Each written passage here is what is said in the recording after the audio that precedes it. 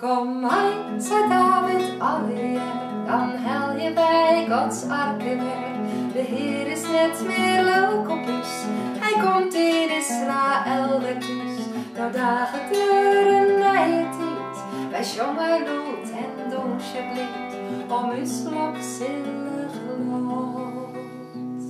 Bij de harp en de citer en de rinkelboom, de Heer komt bij zijn volk weerom. Hosanna, groot is God. Daar streemt de optocht oor de waai, en al wat voeten had giet mij. De hetten bin van blijdschap vol, nood God weer bij haar ben je woon. Nou binnen leed en zwaar voorbij, nou wordt de tijd weer jong en mij. Wij zongen het fleurig moed.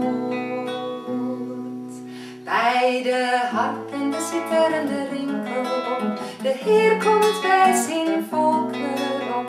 Hosanna, God is goed.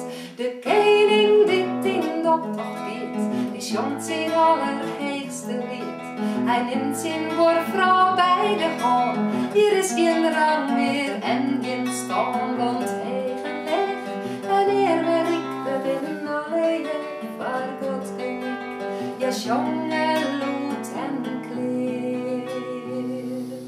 Bij de harp en de citer en de rinkelboom, van halleluja, zong Gods room. Hosanna, zong de Heer. De koningin op haar troon, zich uit het feest het schouwspel. Ja, laak het krutsk, ja, laak het vies, wat koning doch nou zag heel wies. Het jurget hem voor het hele land, wat scheelt het hemel zijn verstaan, wat koning docht zag soms.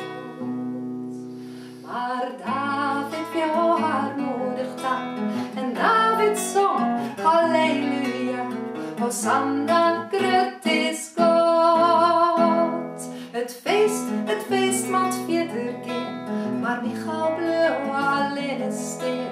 De koningin koel van hebt, die had haar zelfs de boeten zet. De optocht is alweer op reis, maar het witzak houdt hier in het paleis.